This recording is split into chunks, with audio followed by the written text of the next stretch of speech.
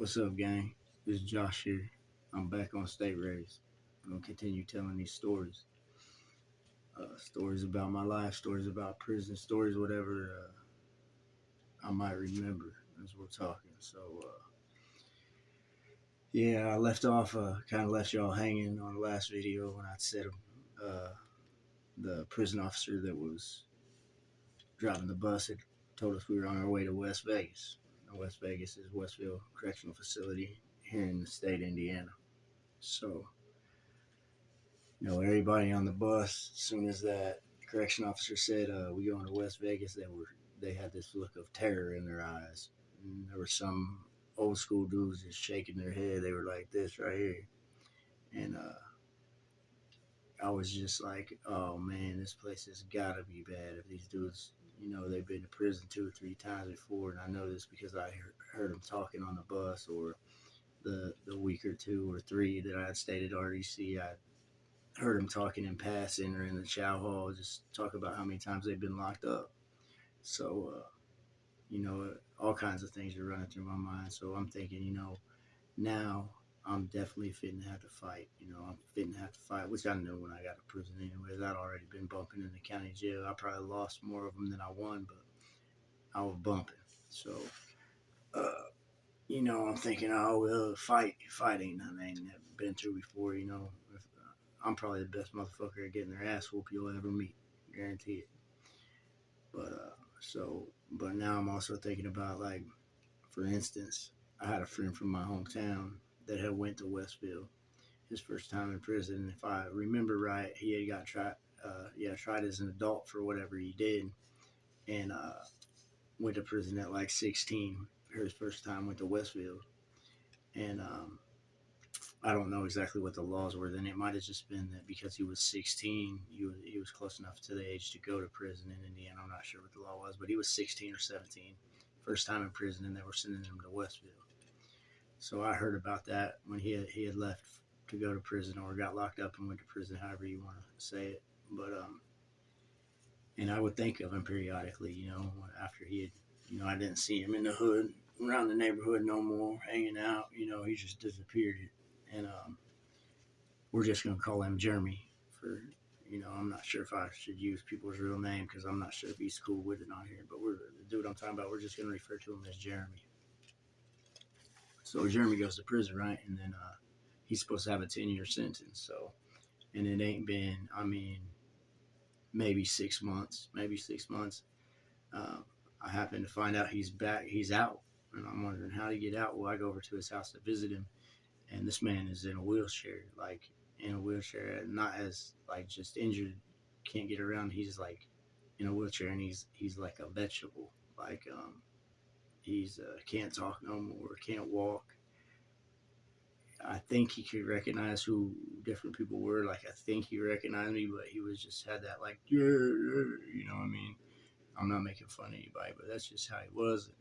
I got to talking to his mom and his family, his sister in particular, and they had told me that somebody hit him in the head with a padlock, and I don't know if it was multiple times or once, but at Westville, and if it was once, then it was the one hit that did it, or maybe multiple times. But anyways, one of them hit him right in the temple with that master lock on a belt or a sock or whatever they might have had it on, and it did something to him to make him so he lost all of his motor functions. And last time I seen him, which was years ago, he from the time he got out of prison, he was still like that, like a couple years later. And I don't think that there was any coming out of it for him. So that was one of the horror stories that I heard about Westville. I've witnessed a friend that basically you say pretty much lost his life. As close to losing his life as he could get. And I was thinking about that, and I was thinking, I'm gonna need a weapon when I get there, and I never was one to really think about that in jail. There was people that would carry knives and stuff in the county jail, but I just wasn't one to think like that. I felt like I could use these and be fine, even get your ass whooped, whatever, but you're not gonna die, and you're not gonna kill somebody and end up with a life sentence, even though I have known people that are in jail right now for beating somebody up and killing them with their bare hands, but that's few and far between. That don't, and I know, I mean, I can fight, but I don't really see me killing somebody with my bare hands as far as punching and kicking goes. But yeah, so that happened to my friend Jeremy, and that really put like a scar on my mind. When I heard that, I mean, when I was on the street, it put a scar on my mind. But it was always stuck in my head that happened at Westville Correctional Facility. So, and now I'm on the bus and I'm on my way to Westville Correctional Facility, and there's like I said, grown men, gangbangers, people that are supposed to be the most thugged out motherfuckers in the county jail are on this bus with me. They're from different county jails, but you can tell they just live that life. They're about that life, and for them to be so anxious and paranoid and just on edge and just hating the fact that we're on this bus and on our way to Westville Correctional Facility, that in itself put fear into me. Anybody who says they go to prison for their first time and they weren't scared, they're lying to you. Absolutely lying. Now, they might not have been as scared as the next man, but everybody's got that little bit of fear. I'm not even going to say I had a little bit of fear. I had a lot of fear. But fear is, I think it's healthy fear when you're doing that because it keeps you cautious. It makes you be aware of your surroundings. It makes you, it makes you, it's like, how could I explain it? Like those National Geographic videos where, you see the gazelle that's being stalked by the lion, but he's so already scared of lions that lion has a hard time even getting close to him because he knows that that's a threat. So, it's just that fear that you go to prison with is healthy. It helps you watch your back. It makes you um, aware, really aware and cautious. So, anyways, we're on the bus, and from RDC to Westville Correctional Facility. RDC is in Plainfield, Indiana. Westville Correctional Facility is in, I believe the town is called Westville. I believe there's a little town called Westville there. That's why they call it Westville Correctional Facility. But to give you a more accurate picture of the location that it's at, it's right on the Indiana side of the Michigan border, and they call like Indiana State Penitentiary, which is right down the road from Westville, Michigan City, because there's actually Michigan City, Indiana, on our side. Even though, you would think Michigan City is Michigan, state of Michigan, it's actually in the state of Indiana, but that's where Westville Correctional Facility is also is Michigan City. So I remember the van or the bus rather pulling up to Westville Correctional Facility, and I can see out the fence that's on my window on the bus, and I look through the holes in the fence, and it just looks like something out. It looks like an insane asylum from the outside, and I mean that's um, not strange because this place actually was a hospital for the criminally insane. It was actually a mental hospital at one time, or don't know if I'm exactly right about that. It may have been a mental hospital at the same time that it was a prison, but I know it was called a something hospital for the criminally insane at one time instead of Westville Correctional Facility. But if you ask me, all prisons are insane asylums. I'm telling you, that's the best way for me to describe most of the prison I've been to is they're insane asylums. They're like a cheaper way to take care of the mentally how do you say it, the mentally wrong, I mean, what is that word they say, mental health, that's what it is. They got mental health issues. Almost every inmate in prison has mental health issues, and if they don't, they will have by the time they leave. um, So we pull up to the gates, and I see this place, and I just felt like, that lightning was about to strike, and it was going to start thunderstorming. That's the vibe this place gave off. When I looked out the window, it looked like I would see like vampire bats flying around and stuff like that. Maybe Frankenstein looking out the window or something. it was definitely intimidating. It was an intimidating place to pull up to, and we go to the back. Bus drives to the back, and these big iron gates open up, and they pull the van or the bus in there, and that is right by where intake is, which is intake would be where they just book you into the prison, just like if you were getting booked into the county jail, you're going to get booked into this prison. So they have all your information on file, and they give you your bed assignment and everything. And when everybody first comes into Westville, they go to, at this time they went to 8 dorm. All right. And 8 dorm is just where they keep all the new, and you'll have a mixture though. You'll have a mixture of the new inmates, and you'll have inmates that are on disciplinary idle, which disciplinary idle means that you're have been found guilty of some type of write up, a disciplinary report, and they've put you on idle, which idle no pay, which means you can't have a prison job. You just sit and be idle all day. Now, if you do have a prison job in Indiana, though, they pay you, but it's like uh, something like 27 cents a day if you're lucky, something like that. So it's a extremely low amount of pay. It still helps out for inmates who don't get money from their family, because I mean, back then you could buy a soup for like 11 cents, and I'll tell you about that as we go on. How from the time I started doing my bits till later on, how commissary went up in price, just like stuff would go up on the street as the years go on. Inflation is what you would call it. So we pull up there, and I remember as soon as we get off the bus, the officer who does intake, he looks at everybody that's standing there off the bus, standing there holding all their, personal items, whatever they brought from RDC, which wasn't much. And he says, anybody who wants to go to PC, get in this line. If you're going to GP, get in this line. And like, I remember half, if not more than half of our bus got in the line that they wanted to go to PC. They wanted to go to protective custody. And that's how bad this prison was. The officers, when you get off the bus, they would tell you, this is the time to do it. If you want to go to PC, get in this line. If not, get in the GP line. So, and I'm going to be straight up honest with you. It took everything I had in me, every ounce of courage I had in me, not to get in that protective custody line. And, I've always been one to not lay down, I've never been a coward. I've always stood up for myself, but it was so intimidating that I was seeing these, OG gangster dudes get in this PC line. And it's like I could barely make my feet move to get in the GP line, but I knew if I went in that PC line, I would never be able to forgive myself. I would feel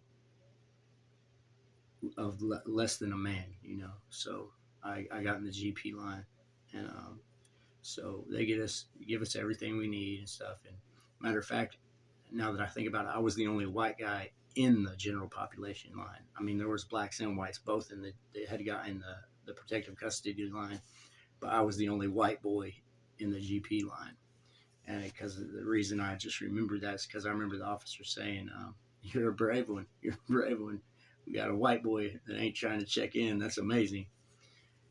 So, they give me my stuff, and I go to they walk us, not really escort us, but just walk with us so they can show us where 8 dorm is. And I remember when we walk up to the door to 8 dorm, it's another iron door, and I'm expecting them to get on the radio and call somebody come over there. And no, the officer just goes up there and mule kicks the door. The officer, he's like, boom, boom, boom. And when he does, what he was doing is getting the officer that's inside's attention, that's running that dorm, to come unlock it. And their cage that they set in is probably, I say 50 to 100 feet from the door. So you have to beat on it for them to get their attention. So, and when he does that, I can hear inmates on the other side, and they had already seen us all walking down the walk of the new group of people coming from that just came in, and they're yelling through the crack of the door, "We're taking shoes. We're taking any jewelry you guys got," because in Indiana they'll let you keep like your crosses, necklace, and your shoes, any type of shoes, as long as they're white. They can't be any type of gang colors. They'll let you keep your shoes. So, and they're saying, and I happen to have like a brand new pair of Reeboks or New Balances or something like that, and I didn't have no jewelry though. Um, and they're saying we're taking anybody who's got shoes, we're taking them at the door. It's other. I can't really say they were gang members, but they probably were. And it was mostly black guys. There may have been one or two white guys in there, talking about they're gonna rob who whatever people got when they come through the door. And I'm thinking, oh shit, here we go. But I'm already got it set in my heart that I'm fighting for mine.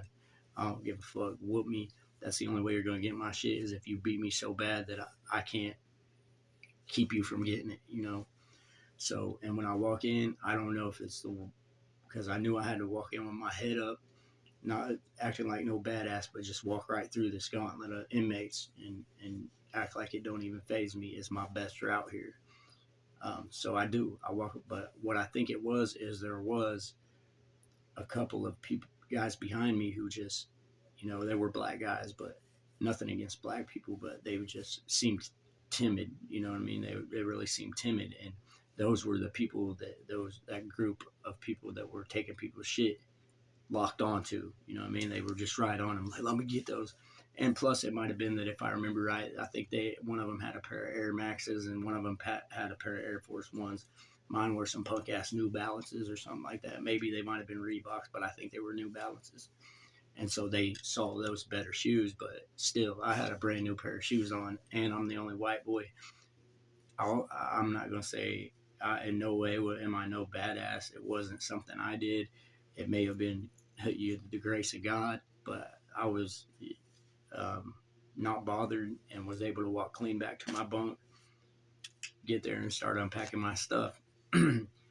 And the first thing I noticed is you're going to check out your surroundings when you first get to a new dorm. If you go, my advice to y'all is go check out K Frog TV. He's got a lot of good videos talking about stuff like this. Um, and I look around and none of my other bunkies, there's like bunk beds. It is bunk beds, and there's my bunk, and I'm on the bottom bunk, and my bunkie's bunk, but nobody's there. And I can't remember at that time. I may have not had a bunkie right at first, and then a bunkie came in either later that day or a day later. But I'm not sure if I had a bunkie right at that time. I was so hyped up about and on edge that I really didn't notice, or now that it's later down the road, I think kind of PTSD has blocked some of that stuff. But I do remember that I had this black guy that slept beside me on the bottom bunk. So he would have been my neighbor, and I seen him there, and he was a big, huge dude. You could tell he'd been on the weight pile his whole bit, and you could tell that he'd been working out a while. And he had his back to me, and I seen that it said dollar on the top, just in big old English letters. Come to find out that was his name. And he had a bunch of gangster tattoos on him, had some 6-point stars and stuff. So automatically I knew he was GD. So I don't really say nothing to him or nothing, right off. And what do you remind me of? If you ever seen Booker T, the WWE wrestler from back in the day, but he might not even wrestle. Yeah, I think he wrestled WWE for a minute, but he was WCW and WWF. There's a black guy they called Booker T. That's exactly what this dude looked like, except the gangster-fied version. And so I unpacked my stuff and everything, and um, like that first day, I can't really remember a whole lot, except when you'll hear what I'm about to tell you here in a few about later that night. But during the day, I just remember kind of, you know, walking around the dorm, not really making eye contact with people, not really getting in nobody's business, because I was always told, the number one rule in prison is mind your own business.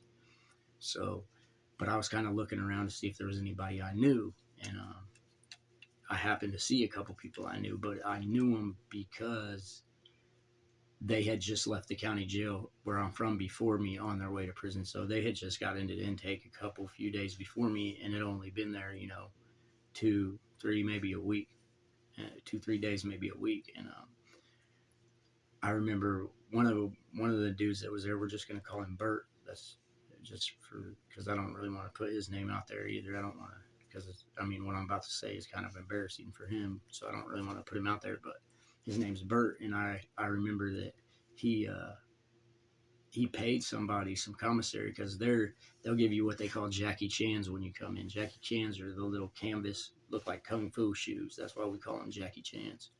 And So uh, they give him those. Well, he didn't have no shoes, and he wanted, but they also have state boots in Indiana Department of Corrections, and state boots are just some leather old black state boots. They're made by the state, but they're like a desired item in there if you don't have any other footwear besides the Jackie Chan's. For one, those Jackie Chan's don't keep your feet warm in the winter. For two, Jackie Chan's suck if you have to get in a fight with them on. They don't got no traction or nothing. So boots are what people like to get if they don't have no shoes. So he had paid somebody like, I want to say the equivalent of $25 to a person for some state boots. Well, as soon as he got them, um, there was a black dude who come up and just snatched them off his bunk and said, "I'm taking these." Well, um, first Bert wanted to fight, and he kind of, since I'm from his hometown, he's like, "Dude, will you have my back? Will you come over here and watch me while I fight these dudes?" And I'm like, "Yeah, man, go get your fucking boots back. Let's do this." So I go, and there's a back porch on 8 Door. That's where we all go to fight. It's a screened-in area where it's kind of like going outside to a rec cage, but you can go out there any time of the day when the dorm's open. So that's where we all bump at, So, and I follow Bert out there. Well, once the dude comes and he sees the dude's ready to fight him, got shoes on himself and everything, Bert backs down and is like, "Nah, you can have this." And I'm like, "Hold on, bro. If you don't at least try to get your boots back, that shit's gonna follow you your whole bit, bro. People are gonna try to prey on you your whole bit." And I just couldn't talk him into it. He wouldn't fight dude to get his boots back. So, and he ended up checking in and going to PC like a couple days later. And I just kind of felt sorry for the dude, you know what I mean? Because he wasn't really a fighter. I knew him from the county jail and a little bit from the street before the county jail, and he just wasn't. He just didn't like to fight. He was scared to fight. But so the dude Dollar I was telling you about that was my neighbor. All right, so come to find out, he's like, not only is he GD, he's like number one for the GDs. You know what I mean? Number one means he's the top dog. And I happened to be laying in my blankets like after dinner, and I had found somebody had loaned me a book, a good book to read, and I'm sitting there reading it because that's one thing I like to do to pass my time is read a book. So I'm sitting there reading this book, and him and his gang are meeting right here in our little um, cubby between our bunks. You know what I mean? Our little spot. And since I'm laying there reading, I'm not particularly trying to eavesdrop. I just overhear what they're talking about. And maybe I was kind of trying to eavesdrop because you always want to listen to what's going on around you in prison.